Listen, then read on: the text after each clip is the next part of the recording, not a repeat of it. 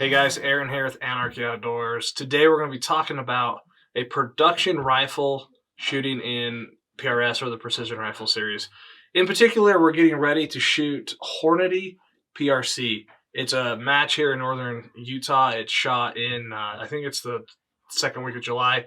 But anyways, we're getting ready to use a production gun in the competition. We're Anarchy Outdoors, so we picked Ruger Precision. But we're going to walk through kind of the different things we put on the gun, the different thoughts, and things that we've had behind shooting production class in PRS. So I grabbed the rules from PRS's website, and the rules basically say production division rifles shall not exceed $2,500. This is the Ruger Precision Custom Shop rifle. It was designed by Ruger to fall into that $2,500 list price. And then the other rule is the Optic shall not exceed $2,500. This is a Leupold Mark V.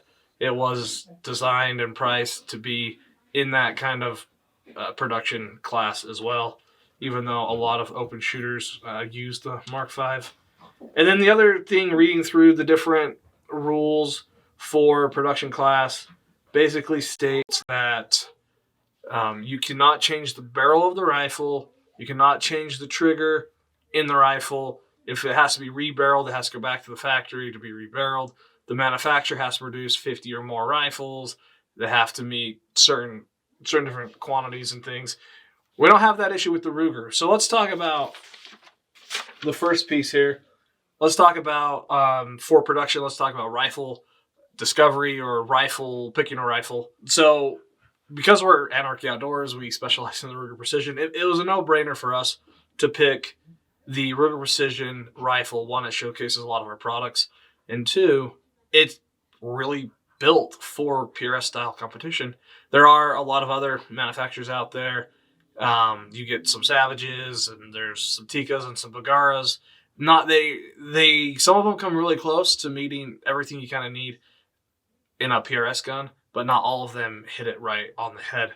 So looking at the Ruger Precision, we decided to select that. One, we had it in the gun safe, and two, it has almost everything you could need to shoot a PRS style match. And we're gonna go through that as we talk about the different accessories and why we picked different things. So the typical barrel on factory rifles like .75, this one is a .85, so it's a heavier barrel coming on the rifle. That's one of the reasons we selected the Ruger Precision. It has a Trigger Tech special trigger in it, so it has a match grade trigger already in the rifle, which is one of the two things you can't change. Can't change the barrel, can't change the trigger. And Ruger hit both of those right on the head. They knocked it out of the park. Bigger, heavier barrel, and a great trigger from the factory. They also updated the fire control system in the Ruger Precision. We have a video on our channel where we talk about that.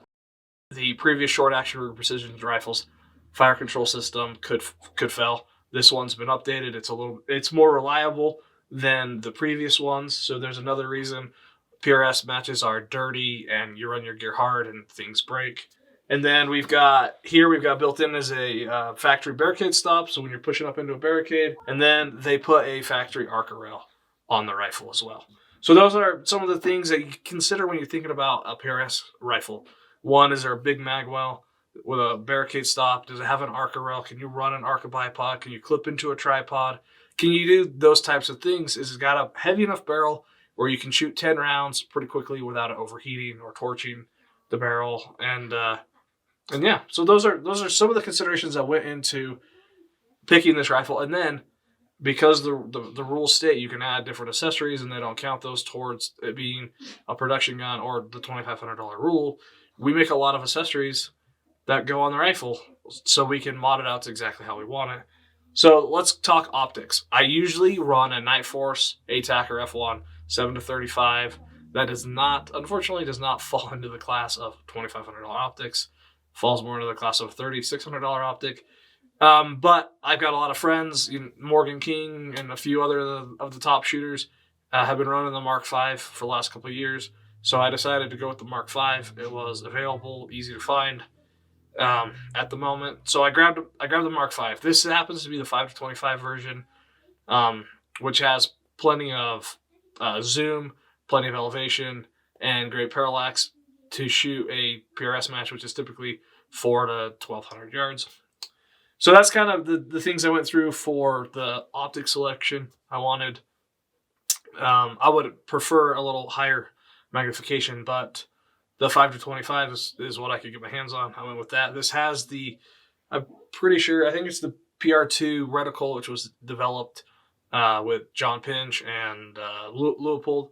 It's kind of really tailored for PRS shooting with the way the mil dots and the quarter holes and things are on the inside. Lots of YouTube videos out there on the reticle. You can check those out. So then we went with I went with a single piece brace. It's got 20 MOA built into it. As you can tell, this is the American Rifle Company new M brace. We love to sell American Rifle Company parts, so why not use one of their mounts? And I love the 2 screws, and you're done. I hate fighting all the different screws. And then on the front here, we have their M brace red dot bridge, so you can find your target, and then when you drop down into the glass, the target's right there. And then the other great thing about this is we were able to spin this around here for a second. We were able to mount our send it level over here on the side vertically, so we don't have anything sticking out too far on the gun. Makes it easier to go through barricades, different things like that. So this is a great mount. First time I've ever used it, so we wanted to put it on the gun and run it through some testing, which we'll do as we prepare for the PRC, shooting a couple of local matches, and then shooting the Hornady PRC match. The next thing we did is, I'm a vertical grip guy, so we have a prototype of our famous Penguin here.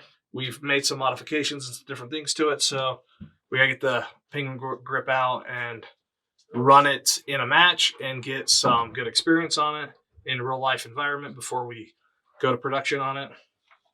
And then here I replaced the I didn't need to, but I replaced the scope base with one with our bubble level in it. I picked a 20 MOA because this M brace mount also has 20 MOA. So I have 40 MOA between the brace and the scope base to allow for maximum travel on the Mark V.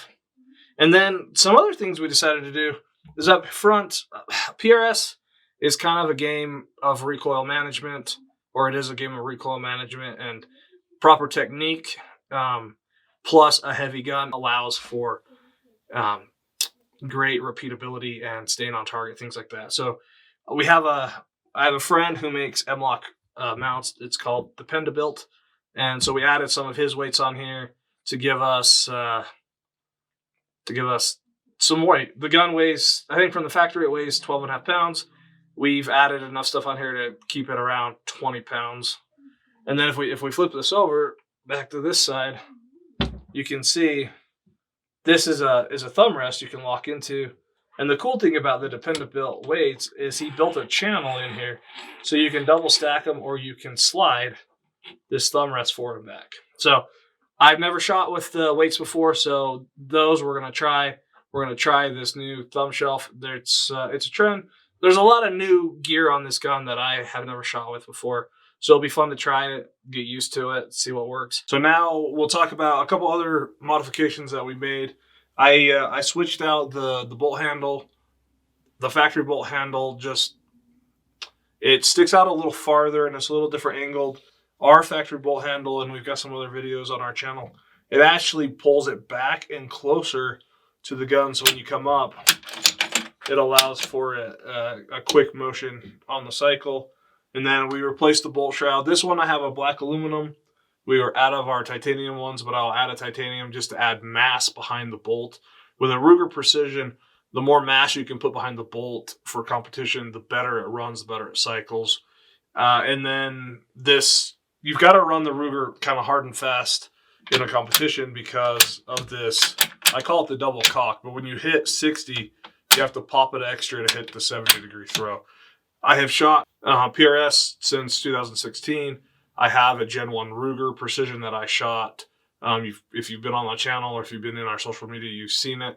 So I'm used to running the way the bolt works, and I understand some of the things that help make it better. So we've made those adjustments to this rifle. And then the last couple things I want to talk about, we just added a cheek pad to keep, you know, your face soft and keep the sweat from running down. And then, of course, we'll run an Arca bipod out here. On the front, we have the Maverick suppressor by Area 419. I absolutely love shooting with this because you don't get that second day fatigue from just the muzzle blast on you. So I use that as well. And then this gun has 0 rounds on it. So we'll talk a little bit about my plan to break it in. So typically you want about 150 to 180 rounds on your rifle before you take it to a competition, because then the barrel is sped up and your velocities have plateaued and different things of that nature. So typically, to break in a rifle, I don't reload as much as I probably should, just due to being busy and different things. I can either shoot factory ammo or I can reload. But I really like this Hornady Black. It's a 105 Bowtail hollow point. I use it to shoot local matches. I use it to break in barrels and things like that. So we'll probably shoot 200, 250 rounds of this before we get to Hornady PRC. And we may throw in a little bit of the 108, just depending on what the availability is and what I've got. But then we're going to save these guys right here. These are 109 Burger loaded in Lapua brass, and these are awesome rounds. So we're going to take the premium 6 Creedmoor ammo out to Hornady PRC and see what we can do with it. It's much more consistent than the Hornady Black, but the Hornady Black is great stuff to break a barrel in, to practice with. My local matches only go out to 1,000 yards, and most of the targets are between 400 and 600 yards. So the Hornady Black works great. Hornady PRC, on the other hand, is very diverse, a lot of different terrain. So we're gonna use the like I said, we're gonna use the better ammo while we're out there, and then we'll probably take 4 or 5 MDT magazines, alternate them between 10 and 12 rounds, depending on what the stages are. But that's kind of an overview of how we've set the gun up in anticipation of shooting production class at Hornady PRC. If you're going to Hornady PRC, sound off in the comments. We'd love to meet and greet with you guys. This will be my first national match in a couple of years. I've been busy with building a business and family and all that. But I'm excited to get back after it and to try and shoot a class I've never shot before. So if you guys liked or disliked the video, let us know. If you got any questions, sound off in the comments below. And you can check us out at our website at anarchyoutdoors.com. Until next time, see ya.